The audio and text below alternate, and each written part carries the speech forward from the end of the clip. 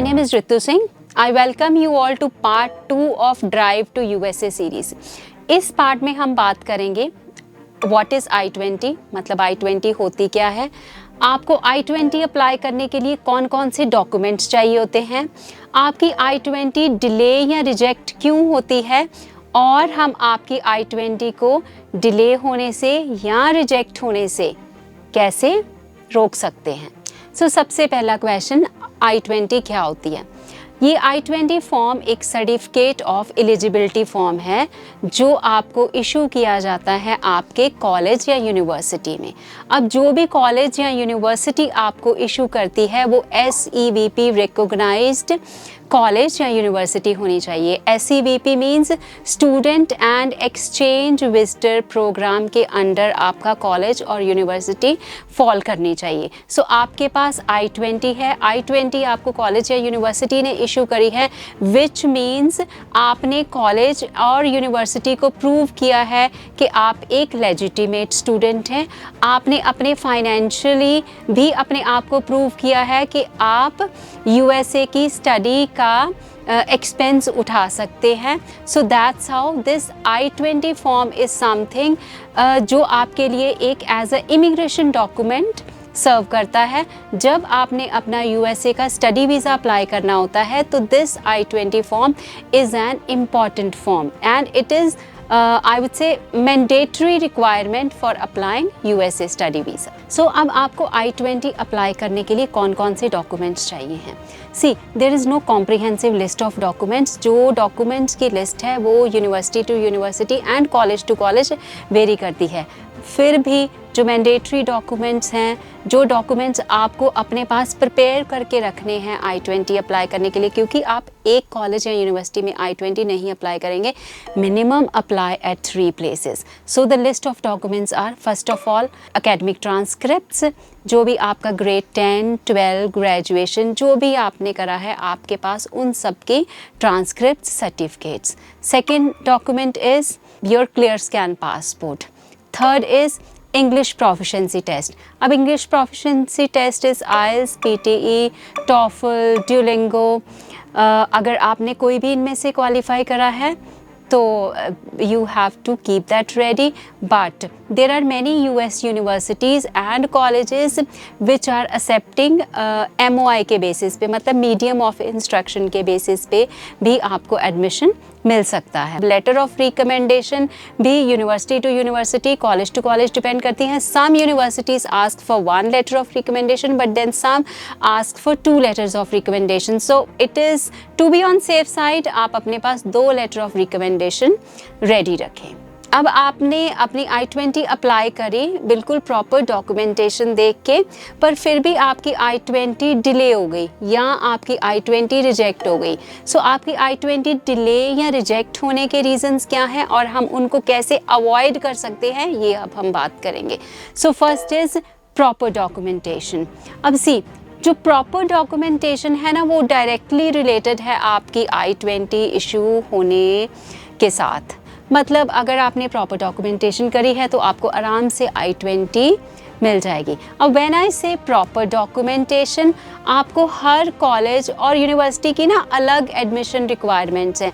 मतलब जब भी आप I-20 के लिए अप्लाई कर रहे हैं तो सबसे पहले आप एडमिशन रिक्वायरमेंट्स चेक करें। अब some universities ask for standardised test scores also, जैसे ACT, SAT, GRE, GMAT। Some ask for English proficiency test, जिसमें वो IELTS, PTE, TOEFL एक्सेप्ट करते हैं और ड्यूलिंगो कोई यूनिवर्सिटी एक्सेप्ट नहीं कर रही है। And this could also be the reason कि आपकी जो I-20 का वो डिले हो रही है, बिकॉज आप ये सोच रहे हैं कि आपने इंग्लिश प्रोफिशिएंसी टेस्ट की जगह पे ड्यूलिंगो का सर्टिफिकेट लगाया है, बट देन वो पर्टिकुलर यूनिवर्सिटी ड्यूलिंगो एक्सेप्ट नहीं करी। But here I would like to state कि बहुत सारी यूनिवर्सिटीज़ हैं जो ड्यूलिंगो टेस्ट को भी एक्सेप्ट कर रही हैं।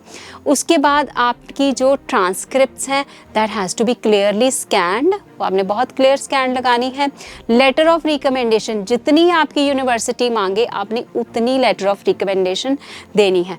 आपकी पर्सनल स्टेटमेंट भी एक बहुत बड़ा रीज़न है आपकी जो I-20 डिले होने का, क्योंकि आपकी पर्सनल स्टेटमेंट जो भी आप कॉलेज को भेज रहे हैं वो ये चाहते हैं कि आपका जो पर्पज़ है वहाँ पढ़ने का वो बहुत क्लियर हो और उसके बाद आपके क्या करियर गोल्स हैं वो भी क्लियर हों। अब एक रीज़न जो बहुत इम्पॉर्टेंट रीज़न रहता है, 90% ऑफ द यूनिवर्सिटीज़ चाहती हैं कि आप अपने ऑफिशियल डॉक्यूमेंट्स भी उनको सेंड करें।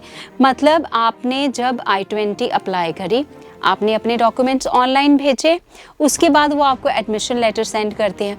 एडमिशन लेटर में बहुत क्लियरली मेंशन होता है कि आप अपनी ऑफिशियल ट्रांसक्रिप्ट्स भी सेंड करें। सो ऑफिशियल ट्रांसक्रिप्ट्स क्या होती हैं, वो आपको आपकी इंस्टीट्यूशन जहाँ से भी आपने ग्रेड 12, 10th या ग्रेजुएशन करी है, तो वो आपका वो पर्टिकुलर प्लेस, पर्टिकुलर इंस्टीट्यूशन आपकी ट्रांसक्रिप्ट्स वेरीफाई करके कॉलेज या यूनिवर्सिटी जहाँ पे भी आपने यूएस में एडमिशन ली है उनको भेजे। सो ये बहुत बड़ा एक रीज़न रह जाता है। जनरली आपको वो ट्रांसक्रिप्ट्स कोरियर करनी पड़ती हैं।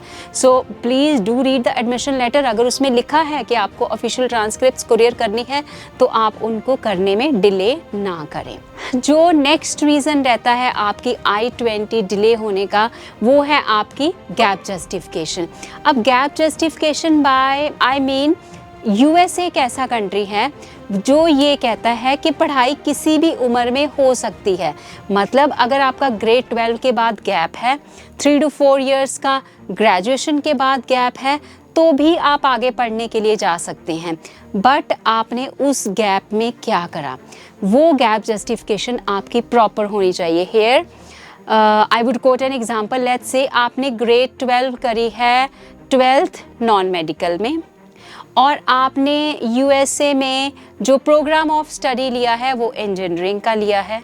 आप इन बिटवीन जो अपना एक्सपीरियंस दिखा रहे हैं वो किसी होटल में लेट्स से रिसेप्शनिस्ट का या फिर कहीं सेल्स पर्सन का एक्सपीरियंस दिखा रहे हैं, तो वो एक जो गैप जस्टिफिकेशन है वो प्रॉपर गैप जस्टिफिकेशन नहीं है। मतलब आपका जो प्रीवियस स्टडी और जो आपकी फ्यूचर स्टडी उसको कनेक्ट करे, वो वाला आपने गैप दिखाना है, या एक्चुअली में आपका मतलब वो वाला गैप होना चाहिए। आपको स्टडी उसके अकॉर्डिंगली ही लेनी चाहिए। जो भी काम आपने उस गैप में करा है, उन फ्यू इयर्स में जो आपके गैप ईयर्स हैं, वो आपकी फ्यूचर स्टडी के साथ ज़रूर रिलेटेड होने चाहिए। सो द थर्ड रीज़न जिसकी वजह से हमारी I-20 डिले या रिजेक्ट होती है, that is selection of program. अब सिलेक्शन ऑफ प्रोग्राम, आपने जो भी प्रोग्राम यूनिवर्सिटी में सिलेक्ट करा है वो आपकी प्रीवियस स्टडी के साथ ज़रूर रेलिवेंट होना चाहिए। बहुत कॉमन एग्जाम्पल और बहुत कॉमन मिस्टेक जो हमारे स्टूडेंट्स करें, लेट्स से अगर हमारे स्टूडेंट्स ग्रेड 12 ह्यूमैनिटीज़ के हैं, उन्होंने अपनी 12th में सब्जेक्ट्स पढ़े हैं history, political science, psychology, sociology, जो भी हमारी ह्यूमैनिटीज़ के सब्जेक्ट होते हैं, और जनरली जब वो हायर स्टडी के लिए अप्लाई कर रहे हैं, बैचलर प्रोग्राम्स के लिए अप्लाई कर रहे हैं, तो वो बिज़नेस सब्जेक्ट्स ले रहे हैं। अब आपकी प्रीवियस स्टडी का बिज़नेस सब्जेक्ट्स के साथ कोई लेना देना नहीं है। इस केस में क्या कर सकते हैं आप? फर्स्ट थिंग, आप अपना जो प्रोग्राम सिलेक्ट कर रहे हैं ना, वो अपनी प्रीवियस स्टडी से रेलेवेंट करें। मतलब आप BA इन हिस्ट्री सिलेक्ट कर लें, BA in psychology, BA in sociology, ऐसे वाले सब्जेक्ट्स को सिलेक्ट कर लें। या फिर अगर आप बिज़नेस प्रोग्राम में ही जाना चाहते हैं तो आप अपने स्टेटमेंट ऑफ पर्पस में एक सॉलिड रीज़न दिखाएं कि येस, आप बिज़नेस फैमिली को बिलोंग करते हैं, ग्रेजुअली आपका इंटरेस्ट बिज़नेस में डेवलप हो गया है, आपके पेरेंट्स आपके फादर या आपके मदर उस पर्टिकुलर बिज़नेस में हैं, और आप भी अपनी बिज़नेस स्किल्स ही इन्हांस करना चाहते हैं क्योंकि आप उस बिज़नेस में ही वापस आना चाहते हैं। So this will maximize your chance of I-20। Next reason is जिसकी वजह से हमारी I-20 डिले होती है, दैट इज़ फाइनेंशियल्स। फाइनेंशियल्स के नाम पे हम क्या करते हैं? Just a bank statement, and so only bank statement sometimes gets you I-20, sometime financials की वजह से I-20 नहीं भी इशू होती है। तो फाइनेंशियल एक टॉपिक है इन इटसेल्फ। इसको मैंने पार्ट 4 में एक्सप्लेन करा है कि आप फाइनेंशियल्स में क्या क्या डॉक्यूमेंट्स दिखा सकते हैं। तो आप part 4 of this drive to USA series को ज़रूर देखें।